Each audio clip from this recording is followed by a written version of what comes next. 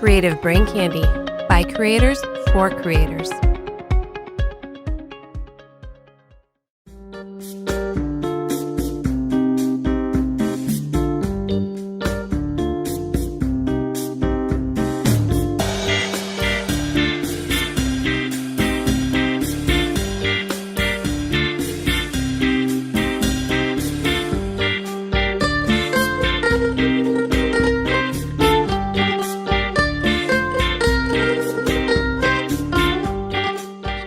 I am your host, Tim. Let me go ahead and take those sunglasses off. I was originally facing the other way because I'm about to do something special for you, but the sunlight, everything like that, did not anticipate what was about to happen. Anyway, today I am drinking a little bit of coffee, but it's the same stuff I always drink because that's what I have available today, right now, to smoke. And of course, I'm not going to be smoking a cigar because I'm going to be busy doing something else for you.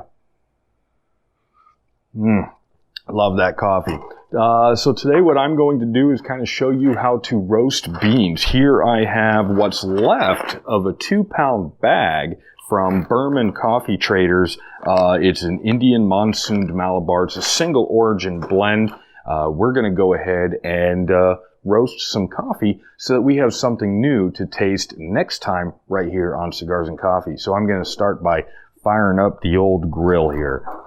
So the first thing you're going to do is make sure that you get that pan nice and hot. You don't want to start off low heat. You want to just, medium heat. Just get that pan hot. Don't throw it in there right off the bat. From experience, I've noticed that it's best just to do about a half cup at a time. If you start doing more than a half cup at a time, you'll start to get inconsistency in your beans. So definitely, that's what I do, half cup at a time. It's a little bit longer of a process, but do you want good coffee or do you want coffee?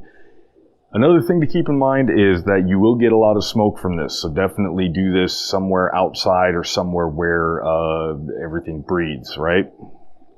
So I've got the stove, I've got the pan, I've got my half cup measured coffee beans, I've got a bowl to throw the beans in, and of course I have a spatula to stir the beans, and it is a plastic spatula. We don't want to scratch this pretty new pan that we got.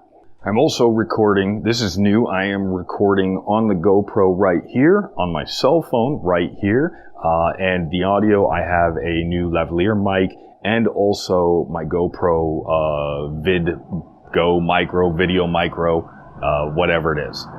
So I'm actually trying to record on 2 microphones to see what our audio is going to be like.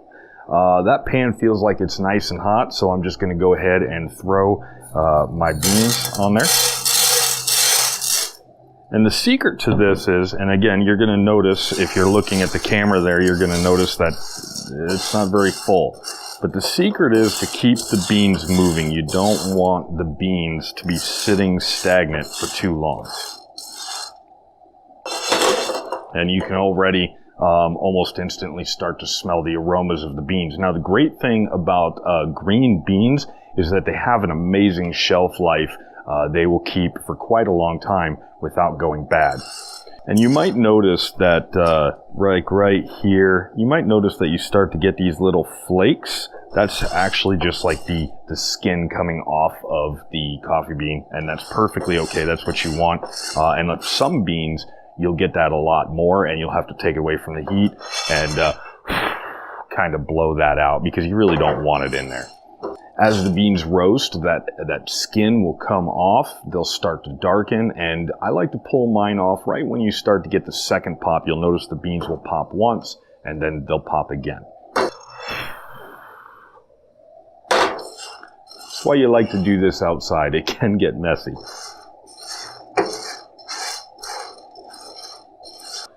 Now, you can buy like actual roasters that will do this all automatically, do everything for you. It can do more at a single time. But what I've found with the electric roasters that you plug into the wall, you can never get the bean to cook dark enough. I like my beans a little bit darker.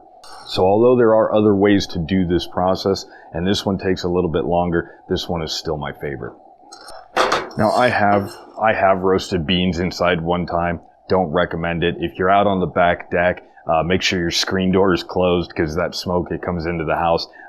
You would think it would smell amazing, but it kind of smells like burnt beans. So until it cools off anyway.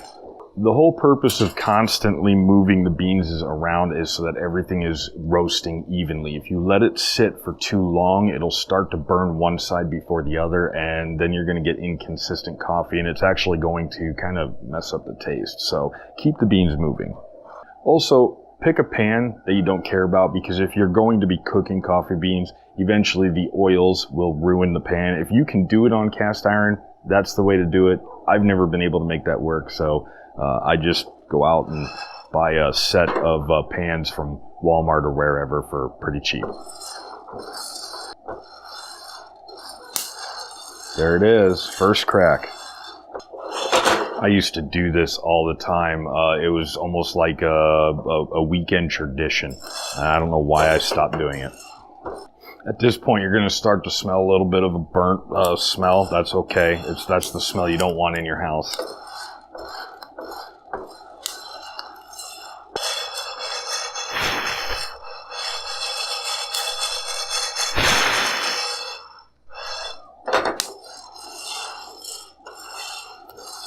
And that's all I do is I just shake it every little bit, shake it and just blow over the top of it just to help get that skin out of there. Because that skin gets stuck in the pan, it burns, and that really stinks.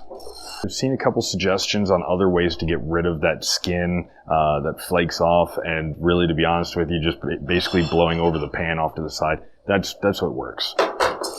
You've pretty much heard a lot of the first pop, that pop, pop, pop, pop, almost like popcorn. You've heard that, and it's died down a little bit. So now what we're doing is we're kind of waiting for that second pop. In a way, it's almost kind of like cooking a steak, because you could say that this is really close to done. It would be a very, very, very mild. I'm going to go to the medium full here. So we're going to get a lot of nice, dark, glossy black beans. Still got quite a few tan beans in there, so when I hear those pops, I'm assuming for the most part those pops are still coming from those beans that aren't quite roasted to the right point yet. So I don't think we've hit second pop yet. Not much skin left. I also want to correct myself just in case I said it wrong earlier. The green beans have years shelf life before they're roasted. Once they're roasted, months, easily months. And then once you grind it, now you're talking days as far as how long is it really good for.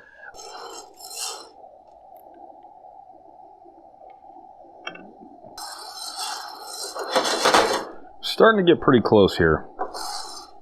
And this is a prime example of why you don't want to roast too much at one time, because then you've got too many beans that aren't quite as cooked as other beans. And so you're trying to kind of just get it all consistent.